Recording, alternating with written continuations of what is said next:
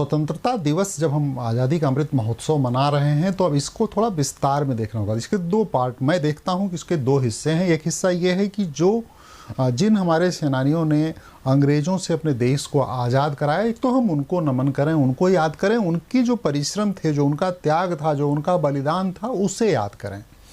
दूसरा पार्ट आज़ादी का ये मेरी नज़र में है कि हम as parents, as youth of India, हम ये देखें कि आज हमारे सामने किस चीज़ से आज़ादी की चुनौती खड़ी है। क्योंकि अंग्रेज़ों से गुलामी से मुक्त हो चुके हैं, अब हम दोबारा गुलाम अंग्रेज़ों के नहीं होंगे, अब हम किसी नई गुलामी के शिकार हो सकते हैं अगर हम नहीं जागे। तो ये समय अलर्ट रहने का है कि हम क्या इस बात से सतर्क हैं कि जब हम भारतीय संविधान हमें अधिकार भी देता है और कर्तव्यों की भी याद दिलाता है। प्रायः आम हिंदुस्तानी कर्तव्य की बात भूल जाता है और अधिकार की बात करने लगता है।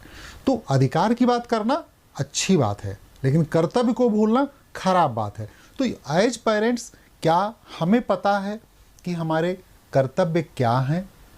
अगर हमें पता है तो अच्छी बात है, हम बच्चों को उसको करके दिखाएं। क्योंकि मुझे ऐसा लगता है कि बच्चे वही सीखते हैं जो माँ बाप करते हुए सिखाते हैं, बच्चे वही सीखते हैं जो टीचर्स करते हुए दिखाते हैं, बच्चे वही सीखते हैं जो दादा दादी नाना नानी करते, मतलब जो कुछ भी बच्चा करते हुए हमें देखता है उसको आसानी से वो पकड़ लेता है। जब हम खाली भाषण देने की कोशिश करते हैं तो बच्चे को एक समय के बाद वो बकवास सा लगने लगता है, कई बार उसे नहीं समझ आता। कहानी की तरह प्रोड्यूस करने पर तो थोड़ी फिर भी चीज़ें स्थिति अच्छी होती है। अगर हम चंद्रशेखर आज़ाद, सुभाष चंद्र बोस, बिस्मिल की कहानियाँ सुनाते हैं उनको, तो कहानी की तरह तो समझ लेते हैं। लेकिन अगर हम कोरे खाली भाषण के रूप में देते हैं तो बच्चे समझने को तैयार नहीं होते हैं। इसलिए मैं रिक्वेस्ट करूंगा सारे पेरेंट्स से कि वो जब भी आज़ादी की बात करें तो हमारी जो आज़ादी अंग्रेज़ों से हमें मिली उसकी बात भी करें, और पैरेलल जो हमारे सामने आज चुनौतियां हैं, आज शिक्षा की चुनौती है, आज बेरोजगारी की चुनौती है, आज सफाई की चुनौती है, आज कृषि की चुनौती है, कृषि के बदलते स्वरूप की चुनौती है, हमें इन पर भी बात करनी होगी। तब हम विकसित भारत में अपने को कंट्रीब्यूट कर पाएंगे, ऐसा मुझे लगता है।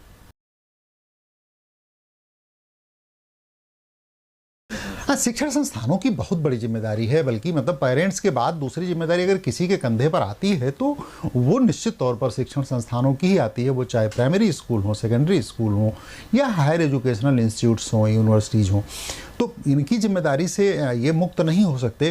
क्योंकि जो कुछ भी पेरेंट्स ने हमें दे के उन तक भेजा है उसको, उस यात्रा को आगे बढ़ाने की, उसे अगली मंजिल पर ले जाने की जिम्मेदारी उनकी है। बल्कि पेरेंट्स के साथ जॉइंट रिस्पॉन्सिबिलिटी है उन दोनों की, एजुकेशनल इंस्टीट्यूट्स की भी और पेरेंट्स की भी, कि हम बच्चे के एक कंप्लीट विकास का जो खाका है वो हम मिल के बनाएं। ऐसा मुझे लगता है कि अगर हम कर पाएँ तो ज़्यादा अच्छा है, लेकिन हम बच नहीं सकते। एज एजुकेशनल इंस्टीट्यूट्स हमें अपनी जिम्मेदारी से मुँह नहीं मोड़ सकते। हमें इन सारी भूमिकाओं में उन्हें बच्चों को आगे लेके आना होगा और सिखाना भी होगा।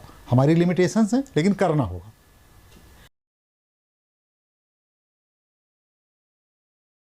मुझे ऐसा लगता है कि इंटरनेट पर चीज़ें भरी पड़ी हैं, बुक स्टोर्स में, लाइब्रेरीज़ में भरी पड़ी हैं। जब हम पढ़ते हैं कि नेताजी सुभाष चंद्र बोस ने कैसे देश की आज़ादी में अपने को कंट्रीब्यूट किया, जब हम पढ़ते हैं कि गांधी ने कैसे दक्षिण अफ्रीका में चलती हुई अपनी वकालत का पेशा छोड़ा और वहाँ भारतीयों के लिए लड़े और फिर वो भारत आ गए, गांधी को पढ़ना अपने आप में रोमांच से भर देता है। क्योंकि गांधी जिस भारत की कल्पना करते हैं वो भारत आज कहीं नहीं बनता हुआ दिख रहा है, किसी हम नए भारत की तरफ बढ़ गए हैं। जबकि गांधी का भारत गाँव का भारत था, किसानों का भारत था। गांधी ने एक जगह कहीं कहा है अपनी किताब जो हिंद स्वराज, जब वो अफ्रीका से लौट रहे थे इंडिया पानी के जहाज़ में, तो हिंद स्वराज में जो उनका कन्वर्सेशन था लोगों के साथ, वो बाद में किताब में कंपाइल हुआ और उसका नाम रखा गया हिंद स्वराज, जो गुजराती में छपी और फिर बाद में वो अनेक भाषाओं में छपी, हिंदी में भी छपी है। हिंद स्वराज में उन्होंने लिखा है कि अगर मेरा बस चले तो मैं इंडिया का वायसराय, क्योंकि वो गुलाम भारत की बात कर रहे हैं और वायसराय उस समय सबसे बड़ा होता था, जो स्थिति आज की तारीख में राष्ट्रपति और प्रधानमंत्री की, तो उन्होंने कहा कि वायसराय मैं किसी किसान को बना दूं। जबकि हमारे देश में इस समय किसान सबसे उसकी दी हुई रोटी हम खाते हैं, वो राष्ट्रपति जी भी खाते हैं, प्रधानमंत्री जी भी खाते हैं, लेकिन किसान सबसे निचले पायदान पर बैठा है। किसान बड़ा हो, किसान छोटा हो, वो सबसे नीचे के पायदान पर। तो अगर हम गांधी को पढ़ते हैं, सुभाष चंद्र बोस को पढ़ते हैं, राम प्रसाद बिस्मिल को पढ़ते हैं, भगत सिंह को पढ़ते हैं, रानी लक्ष्मीबाई को पढ़ते हैं, हमारे पास मतलब वीरों की एक बहुत लंबी श्रृंखला है। नाम लेने तो 2 दिन तक नाम ही लेते रह जाएंगे। उन्हें हम पढ़ें तो हम पाएंगे कि उन्होंने हमारे लिए क्या दिया है। उनके कंट्रीब्यूशन को तो इस जीवन में हम भुला ही नहीं सकते। लेकिन अब हम आज़ाद हो चुके हैं, हमारे देश की एक बहुत बड़ी आबादी आज़ाद भारत में पैदा हुई है। तो जो मैंने पहले कहा था कि हमारा संघर्ष, अब जो नया संघर्ष हमारे सामने है, जो नई चुनौतियां हमारे सामने हैं, हमें उन्हें लेके भी सोचना होगा। क्योंकि अब गांधी जी नहीं हैं, अब सुभाष नहीं हैं, अब भगत सिंह नहीं हैं, अब दिनेश पाठक हैं, और उनके साथ देश की 130 करोड़ की जो आबादी है उसी भी अपनी अपनी भूमिका। क्योंकि जिन लोगों का नाम हम लोग लेते हैं ना, उनके अलावा अनेक हजारों अनसीन हीरोज हैं हमारे पास, जिन्होंने लंबी लड़ाई लड़ी है, उन्हें हम जानते ही नहीं हैं। तो ऐसे पूरे देश का कंट्रीब्यूशन है कि देश जो चुनौतियां आज हमारे सामने, उनके सामने आज़ादी की चुनौती थी, हमारे सामने आज़ाद भारत में ही अपनों से लड़ने की चुनौती है। हमारी नौकरशाही ठीक हो जाए, हमारी न्याय व्यवस्था ठीक हो जाए, हमारे पॉलिटिकल सिस्टम में जो पूरे सिस्टम में भ्रष्टाचार घुन की तरह घुस गया है वो ठीक हो जाए। और ये सब कुछ ठीक हो सकता है जब हम भारतीय संविधान में अपने अधिकारों और कर्तव्यों को पढ़ते हैं। और अधिकार और कर्तव्य यहाँ गिनाने का कोई मतलब नहीं है, क्योंकि वो भी अनेक प्लेटफॉर्म पर बिखरा हुआ है।